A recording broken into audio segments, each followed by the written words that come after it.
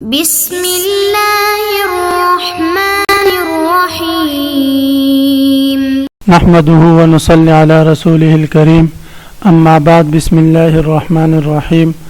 عزیز طلبہ، آج ہم ہدایت النحو سبق نمبر 118 شروع کر رہے ہیں۔ اس سبق میں ہم نون تاکید ثقیلہ اور خفیفہ سے متعلق پڑھیں گے۔ عزیز طلبہ، تو آتے ہیں کتاب کی طرف۔ سب سے پہلے ہم عبارت پڑھتے ہیں۔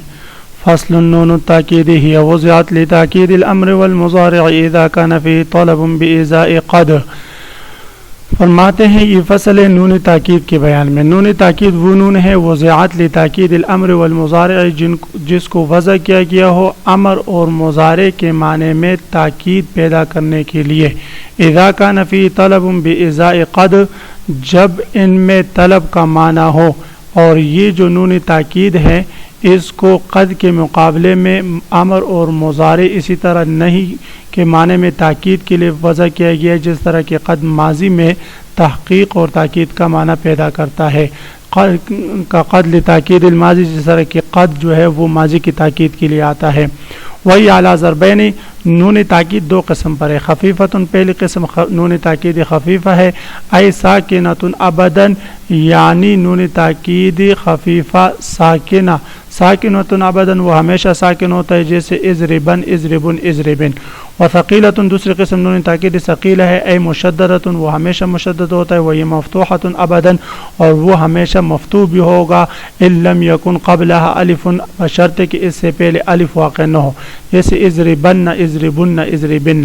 والا مکسورتن ان کان قبلها الف، اگر اس سے پہلے الف واقع ہو تو پھر اس صورت میں نون تاکید ثقیلہ مکسور ہوگا، جیسے اضربان اور اضربنان۔ وتدخل في الامر والنهي والاستفهام والتمني والعرض جوازا، فرماتے نون تاکید یہ داخل ہوتا ہے امر میں، نہی میں، استفہام میں، تمنی میں اور عرض میں بطور جواز کے، یعنی ان کا داخل ہونا بطور جواز کے ہیں، چاہے آپ داخل کریں چاہے داخل نہ کریں۔ لأن في كل منها طلبا، اور ان سب پر اس لیے داخل ہوتا ہے کہ ان سب میں کسی نہ کسی صورت میں طلب کا معنی ہوتا ہے، جیسے اضربن مار تو ایک مرد، ولا تضربن مت مار تو، وهل تضربن کیا تو مارے گا، ولیتک تضربن کاش کہ تو مارتا، والا تنزلن بنا فتصیب خیر، تو ہمارے پاس کیوں نہ آتا کہ تو خیر کو پہنچتا۔ تو دیکھ اس سب میں طلب کا معنی پایا جا رہا ہے، تو اس لیے طلب کے معنی میں تاکید پیدا کرنے کے لیے ان سب پر نون تاکید ثقیلہ کا داخل کرنا جائز ہے۔ وقد تدخل فی القسم وجوبا، اور کبھی کبھی قسم میں بطور وجوب کے اس کو داخل کیا جاتا ہے، لوقوع علی ما یکون مطلوبا للمتکلم غالبا، بوجہ قسم کے واقع ہونے کے اس چیز کے بارے میں جو متکلم کے لیے اکثر مطلوب ہوتا ہے، یعنی قسم اکثر ایسی چیز کے بارے میں کہی جاتی ہے، ایسی چیز کے لیے واقع ہوتی ہے جو چیز متکلم کو مطلوب ہوتی ہے، تو اس میں بھی طلب ہوتا ہے۔ فارادوا ان لا یکون آخر القسم خالیاً عن معنی تاکید، بس نحویین نے ارادہ کیا کہ قسم کا آخر بھی تاکید کے معنی سے خالی نہیں ہونا چاہیے، کما لا یخلو اولہ منہ، جس طرح کہ اس کا اول جو ہے وہ تاکید کے معنی سے خالی نہیں ہوتا، جیسے واللہ لافعلن کذا۔ تو اب لافعلن کذا یہ جملہ جواب قسم ہے، تو اب اس قسم کے آخر میں یعنی جواب قسم میں نون تاکید ثقیلہ کو لے کر آئے تاکہ اس کا آخر بھی مؤکد ہو جائے۔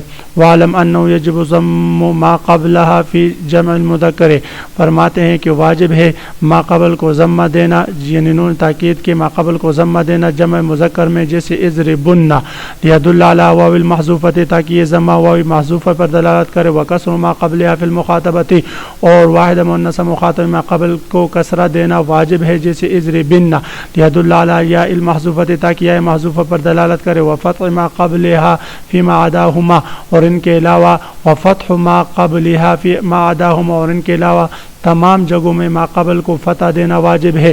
اما فی المفرد، مفرد میں ما قبل کو فتح دینا تو اس لیے واجب ہے، فلأنه لو ضم، اس لیے اگر مفرد کو نون تاکید سے قبل کو ہم نے ضمہ دے دیا تو للتبس بجمع المذکر، تو جمع مذکر سے التباس لازم آئے گا، ولو کسر، اگر اس کو کسر دے دیا للتبس بالمخاطبۃ تو واحد مؤنث مخاطبہ سے التباس لازم آئے گا۔ واما فی المثنى وجمع المؤنث فلان ما قبل الف مثنى، اور جمع مؤنث میں ما قبل کو فتح اس لیے دیں گے کہ وہاں پر نون تاکید سے پہلے الف ہوتا ہے، اور الف ما قبل فتح ہی چاہتے جیسے اضربان نے اور اضربنان نے۔ وزیدت الف قبل النون فی جمع المؤنث، فرماتے ہیں کہ جمع مؤنث میں ایک الف کا اضافہ کیا جائے گا جب نون تاکید ثقیلہ نون جمع کے ساتھ جمع ہو جائے، کیونکہ نون تاکید ثقیلہ اور نون جمع جب جمع ہوں گے تو تین نونات جمع ہو جائیں گے، اور لکراہت اجتماع ثلاث نونات، کلام عرب میں تین نونات کا جمع ہونا یہ مکروہ ہے۔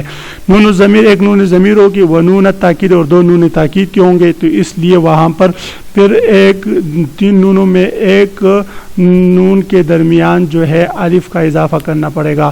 والنون الخفیفۃ لا تدخل فی التثنیۃ، اصلا نون خفیفہ تثنیہ میں بالکل داخل نہیں ہوتا، ولا فی الجمع المؤنث، اور جمع مؤنث کے صیغوں کے آخر میں، لأنه لو حرکت النون، اس لیے کہ اگر نون خفیفہ داخل ہو جائے تثنیہ یا جمع کے آخر میں تو اس صورت میں پھر تثنیہ اور جمع کے آخر میں تو الف ضمیر ہوتی ہے اور وہ ساکن ہوتا ہے، تو پھر آپ کو ظاہر ہے کہ التقاء ساکنین سے بچنے کے لیے اگر آپ نون کو حرکت دیں گے تو لم تبقى خفیفتن، تو پھر نون خفیفہ باقی نہیں رہے گا، اس لیے کہ نون خفیفہ تو ساکن ہوتا ہے۔